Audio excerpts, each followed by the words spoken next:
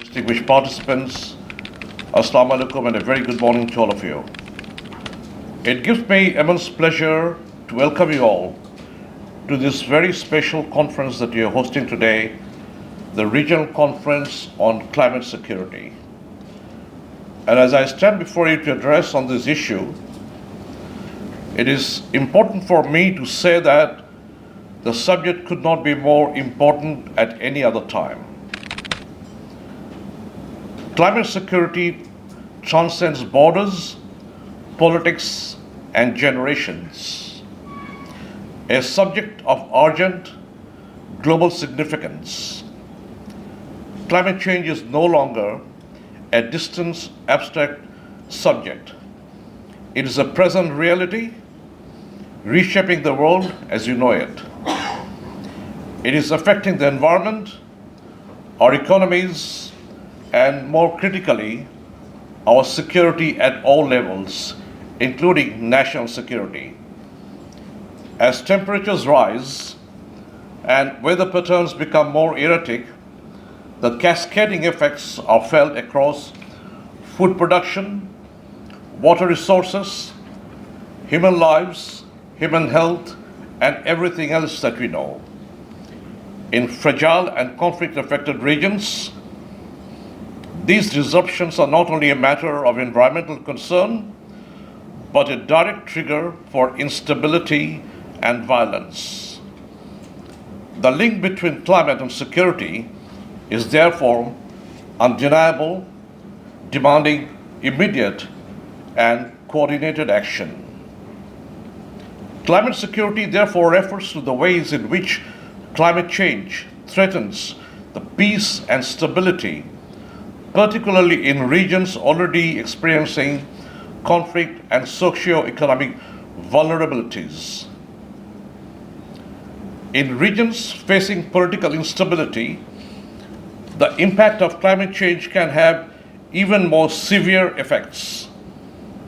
In conflict zones such as Syria, it is now empirically proven that the effects of climate change, particularly the drought in that country, triggered civil unrest that ultimately led to the civil war in Syria. So therefore, the causal effects of climate change impacts and instability and conflict is undeniable. What is difficult for many of us to understand is that the link between climate change impacts and security and instability may not be direct. It could have severe pathways to instability.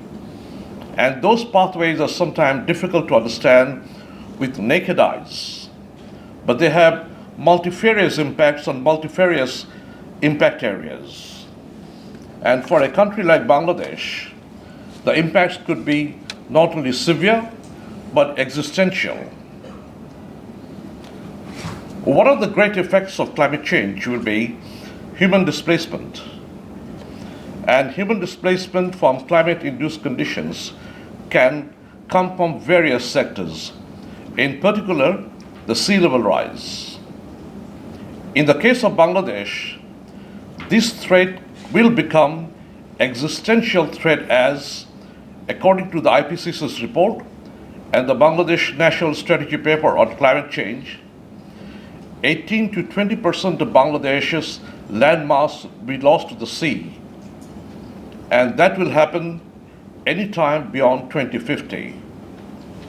According to the Bangladesh's National Strategy Paper on Climate Change, that will trigger a climate refugee population of 25 to 30 million. Independent research organizations like us, we are predicting the numbers to go even higher. It could be anything between 35 to 40 million. These are staggering numbers, and some numbers that the world has never coped with. It can not only destabilize a country, it will have transboundary implications, and it will certainly destabilize the region as a whole, with definite implications on international peace and stability.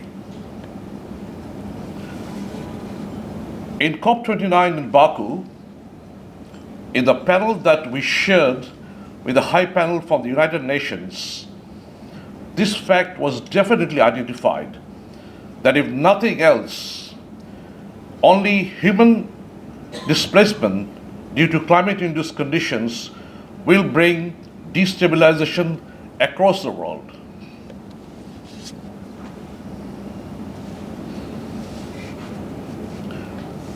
Therefore, one of the most pressing aspects of climate security, as I said, the displaced population of various parts of the world. It is also interesting for us to note that it will not only be displacement, certain countries will completely disappear from the face of the earth. We have the Pacific Islands who are in the process of extinction. In South Asian context, we have the Maldives, which will probably cease to exist. And therefore, unless we take active action right now, nothing can be saved. In many of the effects of climate change and climate security, the impacts are already irreversible. But we can slow them down and we can minimize the effects. In most cases, the impacts of climate security will also bring in response from the community where bulk of our participants come from, meaning that it will demand an active participation of the security sector to respond to the impacts of climate change. We all know that in climate vulnerable and climate fragile countries also indicate that many of these countries have very weak capacity. Their national capacity to cope with climate change impacts is very minimum in most cases. And the security sector to which you, ladies and gentlemen, belong, provide a critical asset in the hands of the governments in those countries. Therefore, you will be called upon to play a critical role in responding to the threat of climate change in those countries, including Bangladesh. It is therefore extremely important for all of us to understand the threat in the security sector so that we are prepared to play that role when we are called upon. It is not only important for you to understand the threat and play a role, it is also important to play an active partner role in greening the security sector. The security sector itself is the world's single largest polluter as an institution. We in uniform pollute more than any other organization or institution by the nature of the work we do and by the equipments that we use. So therefore, we have got to find pathways in which we can green ourselves so that we can have our own contribution in reducing the emissions which are contributing to climate change and climate security. We therefore have a dual role in the security sector. One is internal, which is greening the security sector, and one is external, which is responding to the impacts of climate change. It is not easy for the security sector to play the role unless you have prepared adequately in advance. No security sector in the world can have plug and play. It is a mammoth machine. It needs planning, it needs training, it needs equipping, it needs rehearsals, exercises, a series of activities for you to prepare for that. It is our effort here in Bangladesh that we are bringing up the issue right in front of you so that you understand the gravity of the situation. I'm the current chair of the Global Military Advisory Council on Climate Change, which is an international expert body that brings in climate security experts from around the world. We have surveyed over 125 countries in the world, and very interesting for us to see that most of those countries identify climate change as a security threat in their national policies. But what it does not do is that it doesn't have a strategy as to how to respond to the security threat. That is a gap that we want to plug in. That is an area we want you to understand, that you need to understand the threat, but don't stop there. Have your strategies and policies in advance so that you can prepare for the eventual day when you are called upon to play your role as a climate responder or a first responder. Climate change threats in all countries will require elaborate amounts of planning and preparation. Bangladesh, being a vulnerable country, needs to prepare for this well in advance. I should tell you that we are way behind the curve. We should have prepared yesterday or day before yesterday. But nevertheless, it is never too late to identify the problem and now take actions on those. I would also like to say that climate change is not a national problem. It does not require or understand the national political boundaries where we live. It does not accept the very Westphalian concept of nationhood. It doesn't understand the national visa regimes. All it understands is nature. So therefore, our problems in Bangladesh are not Bangladesh's problem. They're also regional problems. Therefore, I'm delighted to say that we have some very expert opinion from the region, and we have delegates from all South Asian countries attending this regional conference today. Because ultimately, our problems, which are regional in nature, because it transcends national borders, will demand a regional approach to the solution. And for that, South Asia should come together to address the problem not as Bangladesh, India, or Sri Lanka, or any other South Asian country, but we must have a South Asian approach to the threat and to the solution. For this, I am grateful to our delegates from South Asian countries who, in spite of their very busy schedule, have taken the time to be with us for this regional conference. And as we finish, we will come out with some concrete recommendations how the region should approach as a whole. Climate change is also a civilizational problem. It transcends all ages. It transcends all regions. It transcends all races. It transcends all genders.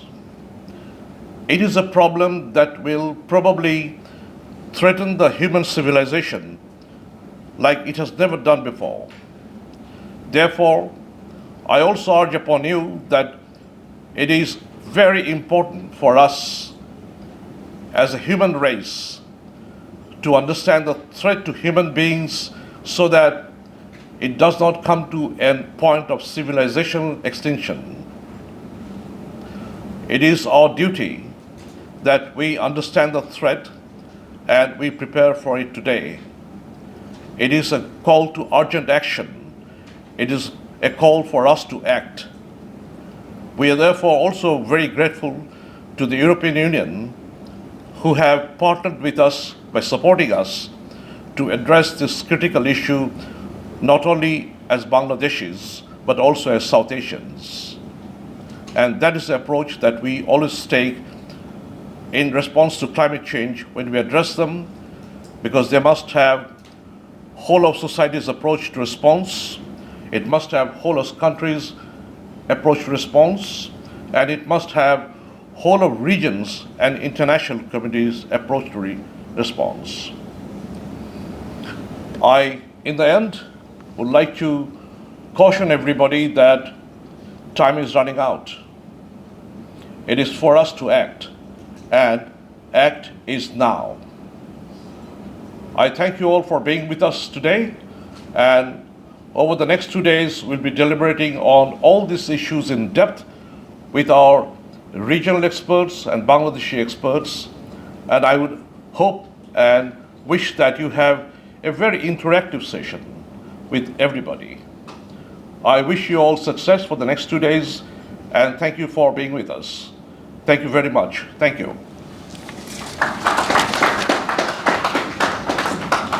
We are deeply honored to welcome our special guest, Dr. Barnes Penier, Deputy Head of Delegation, European Union to Bangladesh. Good morning, and thank you for being here. Thank you for making your way to Dhaka from the various regions and countries where you're coming from. And especially thanks to the host BIPSS for being able to put on such a great event. This is not a normal conference, and I mean this in a good way. It's not a normal conference for a number of reasons. I'm happy to see that we have representatives here today from Bangladesh, from Nepal, from Bhutan, from Pakistan, from India, and from Sri Lanka. Now, B, several of the speakers are high-ranking military staff. Now, it's very unusual and rare to have this combination of people together in one room to discuss climate change and security in South Asia. The other reason why this conference is unusual, at least for me, is that we discuss climate change in the European Union usually with specialized civil society organizations that are normal counterparts. Or we discuss on climate change from an economic angle. We discuss with companies such as solar panel producers, and here we talk about investments in green energy. We as the EU provide loans of almost €500 million to Bangladesh, and that's something we do on a daily basis. But what we almost never do is to discuss with the security sector. That is representatives from the Army, the Air Force, and the Navy, intelligence services, and so on. But all these institutions are key players when it comes, as the General said, for instance, to being first responders in climate-induced events, natural disasters, displacement of people. The security sector is also the primary institution when it comes to planning for these events, when it comes to gathering intelligence, and much more. As former UN Secretary General Ban Ki-moon once said, climate change is a threat multiplier for instability and conflict. And as said, it happened in Syria. It can happen again in many other places. We don't want this to happen anywhere in South Asia, but we need to be prepared. And that is precisely the idea behind this whole EU-funded project on climate change and security, which we're doing with BIPSS. To speak to the so-called, we call it non-traditional development partners. And that includes security forces, and bring them into the picture, bring you into the picture. And I can tell you, I can share this with you, that in order to have this project approved, we had to do quite a bit of convincing to do in Brussels with our development cooperation departments, because they traditionally place a strong focus on civil society, in many cases civil society only. But the ambassador and I, working from the political section, we were very adamant about this project. We convinced our colleagues in Brussels that we urgently need to include the security sector in the debate, especially here in Bangladesh. And we need to have this debate with all the regional actors included, Bangladesh's neighbors, Bhutan, Nepal, Pakistan, India, Sri Lanka. Because cross-border cooperation is so essential. It brings me also to another topic, cooperation between civil society and security forces when it comes to climate change. Again, it is from a development cooperation point of view maybe not the most natural pairing that comes to mind. The two groups often look at each other, at least when you come from the Bristol's perspective, a bit with suspicious. CSO usually don't cooperate that much with military services, but I have learned in the course of this project that in Bangladesh things are a bit different, and you are having this cooperation, and we need this cooperation. We need this cooperation between the security sector and civil society to normalize. We need to normalize talking about it. We need to normalize planning with it. And I'm confident that today, with this conference, we will kickstart this process. And I thank you very much indeed for being here. And I look forward to the discussions today. Thank you very much.